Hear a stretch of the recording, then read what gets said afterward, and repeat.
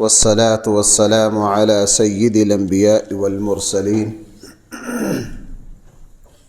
وعلى آله وأصحابه أجمعين أما بعد۔ چھٹے پارے کا خلاصہ یہ ہے کہ چھٹے پارے کے شروع میں اللہ تعالیٰ نے یہ بات ارشاد فرمائی ہے کہ اللہ تعالیٰ بے حیائی کی بات کی تشہیر کو پسند نہیں کرتے۔ اللہ تعالیٰ بے حیائی کی بات کی تشہیر کو پسند نہیں کرتے۔ اگر کہیں کوئی ایسا گناہ کا کام ہو جائے، کوئی برا کام ہو جائے، برائی کے تذکرے کی اجازت صرف ضرورت کی وجہ سے ہے، خام خواہ لذت اور مزہ کے لیے اگر کسی بھی برے واقعہ کی تشہیر کی جائے تو معاشرے پر اس کے برے اثرات پڑتے ہیں۔ حدیث رسول اللہ صلی اللہ علیہ وسلم کے ارشادات سے پتہ چلتا ہے کہ جہاں کسی ہونے والی برائی کا تذکرہ زیادہ کیا جائے تو وہ برائی وہاں بھی پیدا ہو جاتی ہے جہاں اس کا تذکرہ کیا جا رہا ہے۔ جس طرح ہمارے معاشرے کا، ہمارے میڈیا کا مزاج ہے کہ اگر کوئی گناہ کا کام، کوئی برائی کا کام ہو جائے تو اس کی تشہیر اتنی کی جاتی ہے کہ ہر گھر تک اس کی آواز کو پہنچا دیا جاتا ہے۔ قرآن نے فرمایا لا يحب اللہ الجہر بالسوء، اللہ تعالیٰ بری بات کی تشہیر کو ہرگز پسند نہیں کرتے۔ ہاں جہاں کوئی قانونی مجبوری ہو، بس اس حد تک قرآن اس کی اجازت دے رہا ہے۔ قرآن کریم نے چھٹے پارے میں ایک یہ بات ارشاد فرمائی ہے، مدینہ منورہ میں جا کے یہودی رسول اللہ صلی اللہ علیہ وسلم سے بیہودہ سوال کرتے تھے جن کا کوئی مقصد نہیں۔ آپ علیہ السلام ظاہر ہے اس سے پریشانی بھی ہوتی تھی۔ قرآن کریم نے رسول اللہ صلی اللہ علیہ وسلم سے فرمایا اللہ کے حبیب آپ پریشان نہ ہوں۔ کیوں؟ اس لیے کہ یہ حضرت موسیٰ علیہ السلام کو اپنا نبی مانتے ہیں، ان سے محبت رکھتے ہیں، ان سے عقیدت رکھتے ہیں۔ بھائی عیسائی یہودی جو ہے وہ کس دین پر عمل کرتے ہیں؟ دین موسوی پر۔ حضرت موسیٰ علیہ السلام کو سب کچھ مانتے ہیں، اس کے باوجود انہوں نے الٹے سیدھے سوال کر کر کے حضرت موسیٰ علیہ السلام کو یہ پریشان کرتے تھے، یہ آپ کو کہاں چھوڑیں گے۔ اس لیے یہ ٹیڑھے مزاج کی قوم ہے، ان کے سوالات سے پریشان نہ ہوا کرے۔ قرآن کریم نے چھٹے پارے میں یہود کے بارے میں یہ فرمایا کہ یہ انبیاء علیہم السلام کے قاتل ہیں، انہوں نے اللہ کے رسولوں کو قتل کیا۔ اسی لیے یہود جب تک زمین پر آباد ہے، زمین پر فتنہ و فساد کا منبع اور مرکز جو ہوگا وہ یہودی ہوں گے۔ میں یہ بات اس لیے عرض کر رہا ہوں کہ موجودہ صورتحال میں غزہ میں ہم جو کچھ دیکھ رہے ہیں، لوگ کہہ رہے ہیں کہ جناب یہ کیسے انسان ہے، یہ کیسے انسان ہے۔ اب غزہ کی عوام کے لیے مصر سے جو خوراک تھوڑی بہتی پہنچ رہی ہے وہ اسرائیل کے ایک شہر سے گزر رہی ہے۔ اب یہ ایسی بدبخت قوم ہے، وہ اقوام متحدہ کی طرف سے خوراک جا رہی ہے۔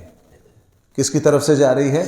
اقوام متحدہ کی طرف سے۔ اس میں صرف ادویات اور خوراک ہے۔ اسرائیلی ان ٹرکوں کو گزرنے نہیں دیتے، ان کے سامنے بیٹھ کر تورات کی تلاوت کر رہے ہیں، ٹرکوں کو جانے نہیں دے رہے، اور کہہ رہے ہیں کہ یہ غزہ کے لوگوں، یہ بچے اسی طرح بھوکے پیاسے مرنے چاہیے، اور ان ٹرکوں کو روک کر ان کے سامنے بیٹھ کر کیا کر رہے ہیں؟ تو تورات کی تلاوت کر رہے ہیں، ہنس رہے ہیں، جانے نہیں دیتے۔ بندہ کہتا ہے یہ کیسے انسان ہے؟ یہ اقوام متحدہ کی طرف سے غذا جا رہی ہے، اور اس میں کھانا پینا اور ادویات کے علاوہ کوئی اسلحہ، کوئی ایسی چیز نہیں ہے۔ یہ روک بھی رہے ہیں اور آگے بیٹھ کر کیا کر رہے ہیں؟ تورات کی تلاوت کر رہے ہیں۔ جناب جنہوں نے اپنے نبیوں کو معاف نہیں کیا، جنہوں نے اپنے رسولوں کو معاف نہیں کیا، جنہوں نے نبیوں کے سروں پر آرے چلا دیے، جنہوں نے اپنے نبیوں کے جسموں کے ٹکڑے کر دیے، جن بدبختوں نے بعض اپنے نبیوں کو زندہ دفن کر دیا، جنہوں نے حضرت زکریا علیہ السلام جیسے بوڑھے نبی کو معاف نہیں کیا، جنہوں نے حضرت یحییٰ علیہ السلام کا توبہ نعوذ باللہ سر قلم کر کے ان کے سر مبارک کو لٹکا کے رکھا، جو ایسی خبیث قوم ہے وہ عام انسانوں کو کہاں چھوڑے گی۔ بہرحال اللہ تعالیٰ اس شقاوت قلبی سے امت مسلمہ کو محفوظ فرمائے، اس درندگی سے اللہ تعالیٰ انسانیت کو محفوظ فرمائے۔ قرآن کریم نے ایک یہ بات ارشاد فرمائی ہے کہ ان یہودیوں کا بہت بڑا جرم یہ تھا کہ اپنے زعم اور عقیدہ کے مطابق انہوں نے حضرت عیسیٰ علیہ السلام کو قتل کر دیا ہے۔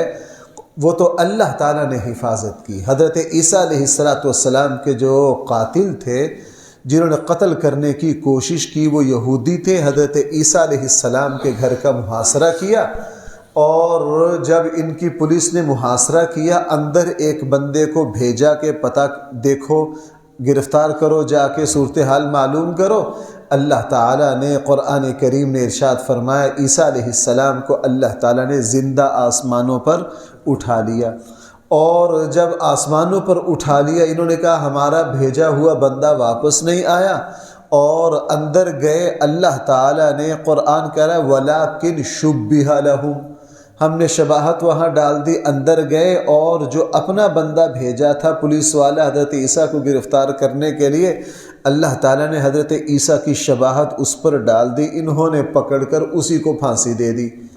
اور پھانسی دینے کے بعد پھر ذرا کہا، جب پتہ چلا کہ ہمارا ایک پولیس والا غائب ہے، وہ کدھر ہے، کرتے کرتے پتہ چلا کہ بھائی وہ تو مل نہیں رہا، وہ کدھر گیا۔ اب جھگڑا شروع ہوا کہ ہمارا بندہ کدھر گیا، اگر یہ حضرت عیسیٰ ہیں تو پھر وہ بندہ کدھر گیا، اگر یہ وہ ہمارا بندہ ہے تو حضرت عیسیٰ کدھر گئے۔ قرآن فرما رہا ہم نے ان پر کیا ڈال دی، حقیقت کیا ہے، وَمَا قَتَلُوهُ وَمَا صَلَبُوهُ، انہوں نے نہ حضرت عیسیٰ کو قتل کیا نہ ان کو سولی چڑھایا، بل رفعہ اللہ، اللہ تعالیٰ نے حضرت عیسیٰ علیہ السلام کو آسمانوں پر اٹھا لیا۔ قیامت کے قریب تشریف لائیں گے۔ ہمارے یہاں پنجاب کا کانا بدبخت ہے مرزا قادیانی، وہ کہتے ہیں میں ہی عیسیٰ ہوں اور میں ہی کیا ہوں، مہدی ہوں۔ عام قادیانی جتنے بھی ہیں، میں پڑھے لکھے قادیان، عام اپنے یہ عوام قادیانی کو یہ جھانسا دیتے ہیں ان کے مربی کہ ہم مرزا قادیانی کذاب و دجال کو نبی اور رسول نہیں مانتے، ہم ان کو مسیح موعود اور مہدی موعود مانتے ہیں۔ بھائی عام قادیانیوں کو ان کے بڑے کیا کہتے ہیں کہ ہم مرزا قادیانی کو نبی اور رسول ہے، اس لیے تھوڑی محنت کر کے ان کو منوانا پڑتا ہے۔ میری ایک قادیانی سے گفتگو ہو رہی تھی، وہ حافظ بھی ہے، باپ دادے سے قادیانی ہے، اس کا باپ بھی قادیانی ہے، اس کا دادا بھی قادیانی ہے، کو پردادا اس کا قادیانی ہوا تھا، یعنی نسل بعد نسل کیا ہے۔ کہنے لگے جی مفتی صاحب ہم مرزا کو رسول مانتے ہی نہیں، 3 دن میں اس کو عام نرم باتوں میں مان کر نہیں دیا۔ اب جب میں نے اس کو دلال کی طرف لایا، میں نے مرزا کی جو کتاب کھولی، مرزا یہ کہہ رہا ہے کہ میرے ہاتھ پر نبی ہونے کے اللہ نے اتنے معجزات ظاہر کیے ہیں کہ میرے ہاتھ پر ظاہر ہونے والے معجزات اگر 1000 بندوں پر تقسیم کر دیے جائیں تو 1000 کے 1000 نبی ہو جائیں۔ اب جب یہ بات پڑھائی تو آج 15 دن ہو گئے، ابھی تحقیق جاری ہے، ابھی کیا ہے، تحقیق جاری ہے۔ لیکن 2 باتیں اتنا ہر قادیانی مانتا ہے کہ مرزا قادیانی بدبخت مسیح بھی ہے اور کیا ہے، مہدی بھی ہے۔ ہم ان کو سیدھے 4 سوال یاد کرواتے ہیں، چھوٹے چھوٹے، ہم کہتے ہیں جناب دودھ کا دودھ پانی کا پانی اسی سے ہو جائے گا۔ ایک ہی شخص عیسیٰ اور مہدی نہیں ہو سکتے۔ احادیث میں ہے حضرت عیسیٰ اور شخصیت ہیں، امام مہدی اور شخصیت ہیں۔ حضرت عیسیٰ جو ہے آسمان سے اتریں گے، پتہ کرو یہ کانا کہاں سے اترا ہے۔ حضرت عیسیٰ دجال کو قتل کریں گے، اس نے کس کو قتل کیا؟ حضرت عیسیٰ یہودیوں کا خاتمہ کریں گے، اس نے کس کو کیا؟ احادیث میں حضرت عیسیٰ علیہ السلام جہاد کریں گے، اس نے جہاد کو منسوخ قرار دیا ہے۔ یہ 5 سوال ہم یاد کروا کے بھیج دیتے ہیں۔ اور جس قادیانی کو بھی یہ 5 یاد کروا کے بھیجتے ہیں نا وہ پھر دوبارہ نہیں آتا. کہتے ہیں جی یہ مہدی ہے، ہم کہتے ہیں یہ بھی 5 سوال چھوٹے چھوٹے یاد کر لو. بھائی یہ تو ہم آسانی سے یاد کر سکتے ہیں کہ نہیں. کہتے ہیں جی قادیانی کیا ہے؟ امام مہدی ہے. ہم کہتے ہیں بھائی چھوٹے چھوٹے 5 سوال یاد کر لو. صحیح احادیث میں ہے، ابو داود میں پورا باب امام مہدی کا. رسول اللہ صلی اللہ علیہ وسلم نے فرمایا امام مہدی کا نام وہ ہوگا جو میرا نام ہے. امام مہدی کے والد کا وہ، اب حضور کا نام کیا ہے؟ محمد صلی اللہ. امام مہدی کے والد کا نام وہ ہوگا جو میرے والد کا نام ہے. حضور کے والد مکرم کا نام کیا ہے؟ عبداللہ. فرمایا امام مہدی کی والدہ کا وہ نام ہے جو میری والدہ کا نام ہوگا. رسول اللہ صلی اللہ علیہ وسلم کی والدہ ماجدہ کا کیا نام ہے؟ حضرت آمنہ. اور حضور علیہ السلام نے فرمایا امام مہدی مدینہ میں پیدا ہوں گے اور اپنے مہدی ہونے کا اعلان مکہ میں کریں گے. یہ کتنے سوال ہو گئے؟ کوئی مشکل ہے؟ ہم یہ قادیانی کو چھوٹے سے چھوٹے امام 5 سوال یاد کرواتے ہیں. الحمدللہ جب بھی کسی کو یاد کروائے ہیں دوبارہ وہ واپس انہیں کہا جناب یہ پورے کرو. اس خبیث کا نام کیا ہے؟ اس کی ماں کا نام کیا ہے؟ اس کے باپ کا نام کیا ہے؟ یہ مدینہ میں پیدا ہوا ہے یا ہندوستان میں پیدا ہوا ہے؟ اور اس نے مہدی ہونے کا دعویٰ مکہ میں تو کیا کہ یہ زندگی میں مکہ گیا ہی نہیں ہے. بہرحال قرآن کریم نے یہاں 6 پارے میں حضرت عیسیٰ علیہ السلام کا تذکرہ کیا. قرآن کریم نے 6 پارے میں ایک یہ بات ارشاد فرمائی ہے، اے ایمان والو جب بھی تم کسی سے عہد اور معاہدہ کرو اس کو پورا کرو، الا یہ کہ کوئی مجبوری ہو. مسلمان جب کسی سے عہد و معاہدہ کرتا ہے، وعدہ کرتا ہے، بھائی اس کو کیا کرتا ہے؟ پورا کرتا ہے. قرآن کریم نے ایک یہ بات ارشاد فرمائی ہے کہ تم نیکی میں ایک دوسرے کا تعاون کرو. بھائی نیکی میں کیا کرو؟ تعاون کرو. جب کوئی مسلمان اچھا کام کرے اس کی معاونت کرو، اس کی مدد کرو. یہ معاشرے کے صحیح ہونے کی علامت ہے. ہماری طرح نہیں ہے اگر کوئی برا کام کرنا چاہے سارے اس کے معاون و مددگار ہیں. اگر کوئی اچھا کام کرنا چاہے تو بعض دفعہ والدین بھی اس کا ساتھ نہیں دیتے. قرآن کریم نے یا 6 پارے میں کچھ چیزوں کو حرام قرار دیا ہے کہ ہم تمہارے لیے مردار کو، خنزیر کو، غیر اللہ کے لیے ذبح کیے ہوئے جانور کو کیا کر رہے ہیں؟ حرام قرار دے رہے ہیں. اس کے علاوہ اگر کوئی جانور چوٹ کھا کے مر جائے، گلا گھٹ کر مر جائے، جس کو ذبح نہ کیا جائے، وہ بھی تمہارے لیے کیا ہے؟ حرام ہے. اور 6 پارے میں قرآن کریم نے کتے کے احکام بیان کیے. حضرت عدی بن حاتم رضی اللہ عنہ کتے سے شکار کیا کرتے تھے. انہوں نے پوچھا اللہ کے نبی کیا کتے کا شکار میرے لیے جائز ہے یا نہیں؟ رسول اللہ صلی اللہ علیہ وسلم کے احادیث میں ہے کہ تم کتا رکھ سکتے ہو گھر میں، وہ چوکیداری کے لیے ہو یا شکار کے لیے ہو، اس کے علاوہ کسی اور مقصد کے لیے کتا رکھنے کی اجازت ہے. مسلمانوں میں اب یہ جو گھر میں کتے بلیاں پالنے کا رواج آ گیا، اس کا دین سے کوئی لینا دینا نہیں ہے. یہ یورپ کی تہذیب ہے. یہ کس کی تہذیب ہے؟ یہ یورپ کی تہذیب ہے. فرمایا ہاں تمہارے لیے کتے سے شکار کرنا جائز ہے، باز سے شکار کرنا جائز ہے، لیکن اس کی شرطیں ہیں. وہ شکار پر سکھایا ہوا ہو. سکھانے کا کیا مطلب؟ تمہارے کہنے سے شکار پر حملہ کرے اور تمہارے روکنے سے رک جائے. جب تم اس کو چھوڑو اللہ کا نام لے کر چھوڑو، اور وہ شکاری پرندہ اور شکاری کتا اس شکار میں سے کچھ کھائے نہ، پھر تمہارے لیے کیا ہے؟ جائز ہے. قرآن کریم نے ایک یہ بات ارشاد فرمائی ہے کہ اہل کتاب کے ساتھ کھانا، اگر وہ کوئی چیز ذبح کر دے تو وہ تمہارے لیے کیا ہے؟ جائز ہے. ہمارے یہاں یہ جو سمجھا جاتا ہے کہ جس برتن میں عیسائیوں کے ساتھ بیٹھ کر کھانا کھانا جائز نہیں، یہ بالکل غلط ہے. اسلام نے، قرآن کریم نے عیسائیوں کے ذبیحہ کو کیا کیا ہے؟ حلال قرار دیا ہے. اسی طرح 6 پارے میں قرآن کریم نے وضو اور غسل کا طریقہ سکھایا ہے.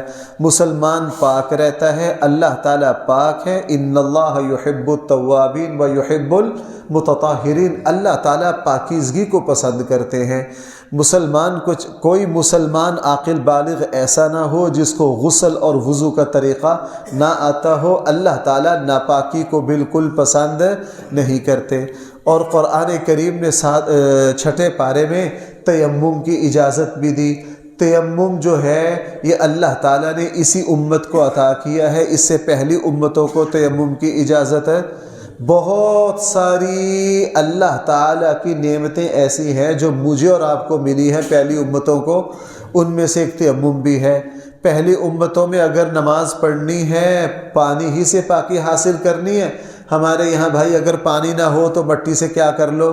تیمم۔ جس طرح پہلی امتوں کو جو نمازیں ملی ان نمازوں میں سجدہ تو تھا لیکن سجدہ سے پہلے رکوع نہیں تھا، اللہ تعالیٰ نے ہمیں رکوع کی نعمت سے نواز دیا۔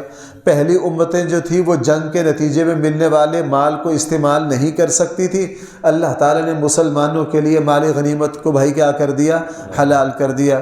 پہلی امتوں کا روزہ بہت بڑا تھا، پہلی امتوں کا روزہ جو تھا وہ 24 گھنٹے کا تھا۔ جس وقت افطاری کرتے وہ پچھلے روزے کی افطاری ہوتی اور اگلے روزے کی بھائی کیا ہوتی؟ سحری ہوتی۔ اللہ تعالیٰ نے ہمارے لیے آسانی کر دی، ہمارا روزہ مختصر کر دیا اور رات کو ساری پابندیاں اللہ تعالیٰ نے کیا کر دی۔ اسی طرح تیمم ہے، تیمم کی اجازت دی ہے۔ قرآن کریم نے رسول اللہ صلی اللہ علیہ وسلم کی حفاظت کا ایک واقعہ بھی یہاں ذکر کیا چھٹے پارے میں۔ ایک جنگ سے رسول اللہ صلی اللہ علیہ وسلم واپس تشریف لا رہے تھے اور جب کہیں پڑاؤ ڈالتے تو صحابہ اکرام دیکھتے کہ عام شور شرابے سے ہٹ کر الگ کسی گھنے درخت کے نیچے اللہ کے نبی کا بستر لگا دیتے۔ حضرت جابر رضی اللہ عنہ فرماتے ہیں کہ ایک مرتبہ ہم جنگ سے واپس آ رہے تھے، ہم نے دیکھا کہ ایک طرف ایک کیکر کا درخت ہے، اس کا سایہ بڑا گھنا ہے۔ ہم نے رسول اللہ صلی اللہ علیہ وسلم کا بستر، آپ کا خیمہ وہاں لگا دیا، خود تھوڑا دور ہٹ کے خیمے لگاتے تھے تاکہ اللہ کے نبی کو ہمارے شور سے تکلیف۔ ہم سب سو گئے، اتنے میں ایک بدو آیا اور اس نے رسول اللہ صلی اللہ علیہ وسلم کی تلوار کو پاس پڑا ہوا یا درخت پر لٹکا ہوا دیکھا اور تلوار سونت لی اللہ کے نبی پر، توبہ نعوذ باللہ، قتل کے حملے کی نیت سے۔ جیسے ہی تلوار سونتی تو رسول اللہ صلی اللہ علیہ وسلم نے آنکھ کھولی، دیکھا کہ اب اوپر تلوار بالکل تیار کی، اور اس بدو نے جب یہ دیکھا کہ اب یہ مجھ سے بچ تو سکتے نہیں، اس نے غرور میں پوچھا من یمنعک منی، اب تجھے مجھ سے کون بچائے گا؟ رسول اللہ صلی اللہ علیہ وسلم نے بلا تکلف فرمایا ربی اللہ، مجھے کون بچائے گا؟ میرا اللہ بچائے گا۔ تو اس کلمہ کی ایسی ہیبت پڑی اس پر، اس کا ہاتھ کانپ گیا، اس سے تلوار چھوٹ گئی۔ اللہ کے نبی نے تلوار پکڑ کے فرمایا من یمنعک منی، اب تجھے مجھ سے کون بچائے گا؟ اب اس کو اگلا سبق، اگلے ایمان، یہ تو اللہ نے، اب اس کو آگے کچھ ہے نہ۔ حضور علیہ السلام نے اس کو بٹھا لیا، اتنے میں صحابہ اکرام بھی اٹھ گئے۔ رسول اللہ صلی اللہ علیہ وسلم، صحابہ اکرام نے جب ساری صورتحال دیکھی تو رسول اللہ صلی اللہ علیہ وسلم نے بتلایا اور صحابہ اکرام ظاہرہ غیظ و غضب میں آ گئے۔ اللہ کے نبی نے فرمایا نہ، اس کو معاف کر دو، اس کو چھوڑ دو۔ قرآن کریم فرما رہا ہے اللہ کے حبیب ایسے مشکل حالات میں ہم نے آپ کی حفاظت کی ہے۔ کس نے حفاظت کی ہے؟ اللہ حضور سے کہہ رہا ہے میں نے تمہاری حفاظت کی ہے۔ آج ہم یہ نہ کہنے لگ جائیں کہ میری دکان کی چوکیداری بھی میرے پیر صاحب جو ہیں وہ ملتان میں بیٹھ کر کرتے ہیں۔ یہاں رسول اللہ صلی اللہ علیہ وسلم کی حفاظت کر کے اللہ تعالیٰ کیا فرما رہے ہیں؟ ہم نے آپ کی کیا کی؟ حفاظت کی۔ اور بھائی قرآن کریم نے چھٹے پارے میں حضرت آدم علیہ السلام کے 2 بیٹوں کا واقعہ ذکر کیا۔ دونوں بھائیوں کا آپس میں حسد ہو گیا، ایک بھائی نے دوسرے بھائی کو کیا کر دیا؟ قتل کر دیا۔ یہ زمین پر پہلا قتل تھا۔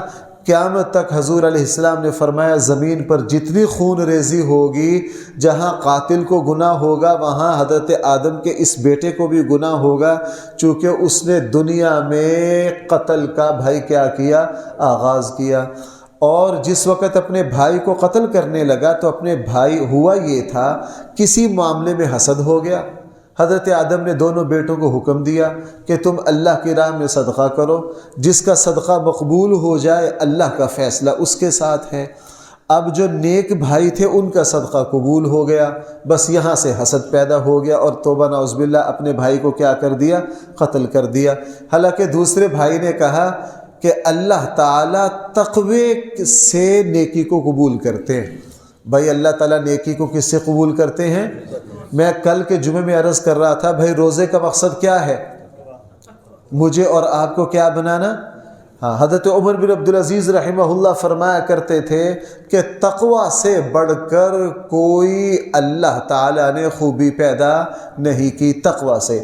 اور بھائی دوسری بات اس سے یہ سمجھ میں آئی ہمیں کسی مسلمان سے اور خصوصاً اپنے سگے بھائی سے تو حسد کی بھائی بالکل اجازت نہیں ہے۔ رسول اللہ صلی اللہ علیہ وسلم نے فرمایا حسد جو ہے یہ تمہاری ساری نیکیوں کو کیا کر دیتا ہے؟ برباد کر دیتا ہے۔ قرآن کریم نے یہاں دو جرموں کی سزائیں بھی بیان کی ہیں، ڈکیتی کی اور چوری کی سزا بیان کی ہے۔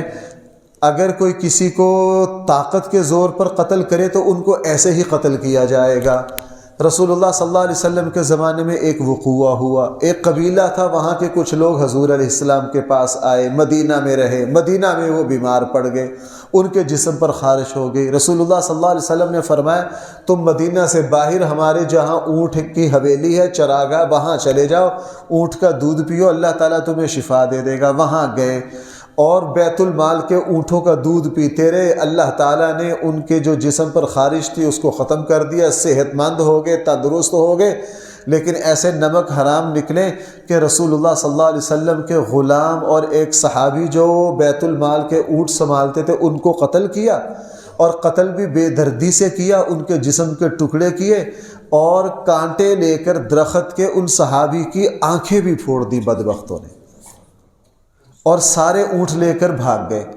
سارے اونٹ لے کر رسول اللہ صلی اللہ علیہ وسلم کو اطلاع ملی، آپ علیہ السلام نے صحابہ کی ایک جماعت کو بھیجا، ان کو گرفتار کر کے لائے۔ جب گرفتار کر کے لائے تو انہوں نے دو جرم کیے، ایک ڈکیتی کی اور دوسرا ایک صحابی کو کیا کر دیا؟ رسول اللہ صلی اللہ علیہ وسلم فرمایا ان کو بھی اسی طرح قتل کیا جائے گا، اور ان کو اسی طرح ایک بازو ایک ٹانگ کاٹ کے قتل کیا گیا، اور ان کی آنکھوں میں لوہے کی جو سرائی ہے وہ پھیری گئی، اور ان کو یہ تڑپ تڑپ کر مر گئے، یہ تڑپ تڑپ کر مر گئے۔ اسی طرح قرآن نے کہا ہے چور کا ہاتھ کاٹو۔ قرآن کی جو سزائیں ہیں یہ انسانیت کی حفاظت کے لیے ہیں۔ ہمارے ملک کا بہت بڑا مسئلہ ہے، ایک تو عدالتی نظام ایسا ہے کہ کسی کا جرم ہی ثابت نہیں ہو سکتا، اگر جرم ثابت ہو جائے تو پھر بھائی مجرم کو سزا نہیں مل سکتی۔ اسلام میں یہ ہے کہ ایسی سزا دی جائے، شرعی سزائیں، ایک دو ہی پورے ملک میں سارے جرائم کو بند کرنے کے لیے۔ ہمارے یہاں آپ دیکھ لیجئے مہنگائی کیا کر رہی ہے، نہ کوئی نظام، نہ کوئی لینا، نہ کوئی دینا، اور عام مسلمانوں کا خون پیا جا رہا ہے۔ اگر اسلامی حکومت ہو تو اس کو سنبھالنا 2 منٹ کا کام ہے۔ بہرحال قرآن کریم نے اس بارے میں زیادہ یہودیوں کا تذکرہ کیا ہے، یہودیوں کی ایک برائی کا ذکر کیا ہے، فرمایا یہ ایسے نالائق ہیں، یہ اچھائی کا حکم نہیں دیتے، برائی سے منع نہیں کرتے، بلکہ الٹ کرتے ہیں، برائی کا حکم دیتے ہیں، اچھائی سے کیا کرتے ہیں؟ منع کرتے ہیں۔ ایسا شخص جو اچھائی سے منع کرے، برائی کا حکم دے، اس پر اللہ کی لعنت ہے۔ بھائی اس پر کیا ہے؟ اللہ کی لعنت ہے۔ مسلمان کا کام یہ ہے کہ یہ اچھائی کو پھیلائے، اچھائی کی تشہیر کرے، اپنی اولاد کو نیکی کی تلقین کرے، جہاں برائی ہوتی دیکھے اس برائی کو کیا کرے۔ میں نے چوتھے پارے کے خلاصے میں عرض کیا تھا آپ سے کہ رسول اللہ صلی اللہ علیہ وسلم نے فرمایا اگر تم امر بالمعروف اور نہی عن المنکر چھوڑ دو گے تو اللہ تعالیٰ تمہاری دعاؤں کو قبول نہیں کریں گے۔ یہ ہر مسلمان کا فریضہ ہے، یہ نہیں کہ آپ کسی مخصوص جماعت پر یا میری طرح ممبر پر بیٹھ کر واعظ و نصیحت کرو گے پھر یہ امر بالمعروف اور نہی عن المنکر ہوگا۔ اگر اولاد کو یہ کہنا بیٹا نماز پڑھو، یہ بھی کیا ہے؟ امر بالمعروف۔ بیٹا فلاں کام نہ کرو، یہ بھی کیا ہے؟ نہی عن المنکر۔ اللہ تعالی ہم سب کو دین کا صحیح فہم عطا فرمائے۔